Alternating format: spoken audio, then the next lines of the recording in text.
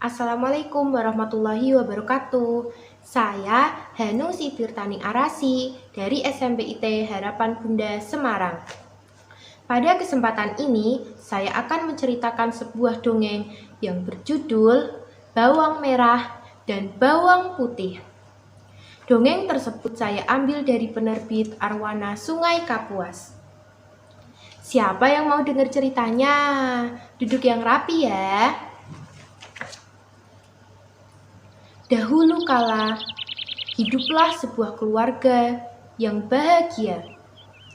Terdiri dari seorang ibu yang cantik dan baik hati, seorang ayah yang bekerja sebagai pedagang, dan seorang putri yang bernama Bawang Putih. Sebut saja Bawang Putih, karena sifatnya yang baik hati, tulus, dan juga penurut. Sayang sekali, kebahagiaan mereka tidak berlangsung lama, karena ibu Bawang Putih mulai sakit-sakitan dan akhirnya meninggal dunia.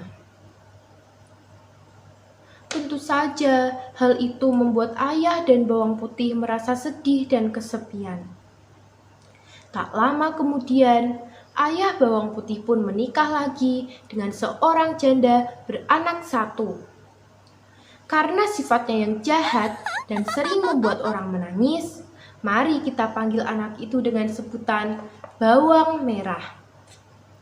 Sungguh malang nasib Bawang Putih, karena tak lama kemudian ayahnya pun meninggal dunia. Dan kini semua harta kekayaan ayahnya dikuasai oleh ibu tirinya yang kejam dan kakak tirinya yang jahat. Setiap hari, Bawang Putih diperlakukan seperti seorang pembantu yang mengerjakan semua pekerjaan rumah. Mulai dari membersihkan rumah, mencuci pakaian, hingga menyiapkan makanan untuk mereka. Sementara Bawang Merah, kerjanya hanya bermalas-malasan saja. Hingga pada suatu hari, saat Bawang Putih sedang mencuci baju di sungai, tanpa dia sadari, ternyata selendang kesayangan ibu tirinya hanyut di sungai. Sesampainya di rumah, ibu tirinya pun marah. "Kamu ini ceroboh sekali, Bawang Putih. Itu adalah selendang kesayanganku. Kamu harus mencari selendang itu dan jangan pulang kalau kamu belum menemukannya." Bawang Putih pun pergi mencari selendang itu. Hingga larut malam, dia masih juga belum menemukan selendang ibu tirinya.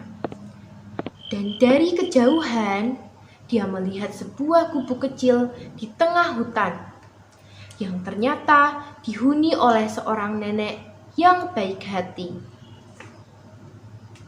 Tok tok tok. "Permisi." Suara Bawang Putih terdengar samar. "Siapa kamu?" jawab nenek sambil membukakan pintu. Bawang Putih pun menceritakan bagaimana dia bisa sampai ke tengah hutan pada malam hari yang gelap.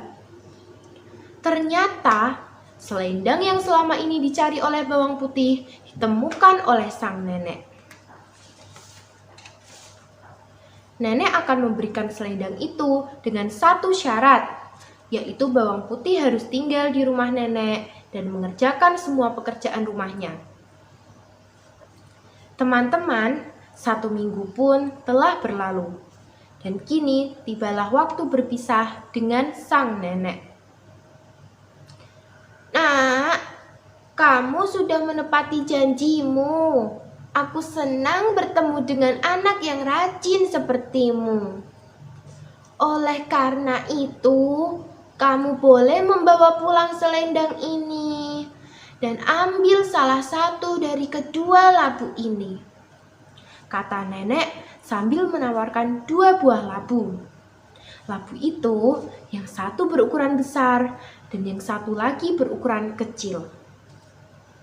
Dengan alasan takut membawa labu yang berukuran besar dan tidak bisa membawa labu yang berukuran besar, Bawang Putih pun memilih labu yang berukuran kecil untuk dibawanya pulang.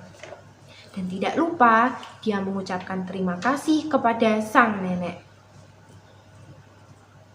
Sesampainya di rumah, bawang merah pun menceritakan hal yang dialaminya kepada ibu dan kakak tirinya.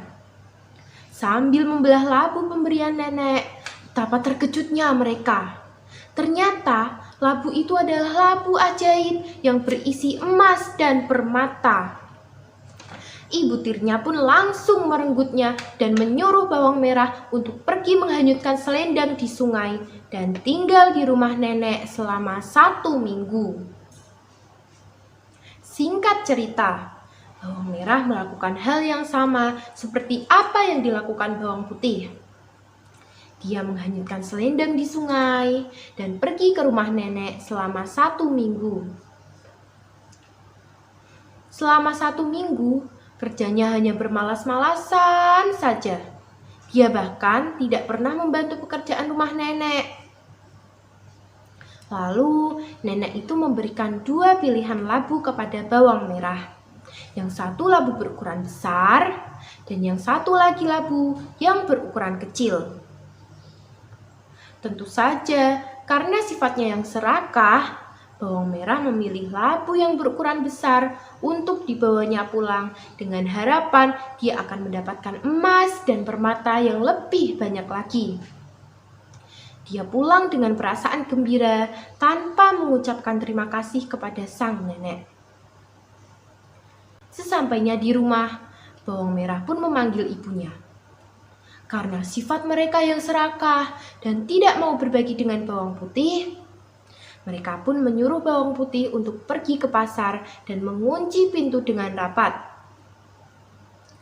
Saat labu dibuka, betapa terkejutnya mereka karena labu itu adalah labu ajaib yang berisi hewan-hewan berbisa yang menyerang ibu tiri dan kakak tiri bawang putih hingga tewas.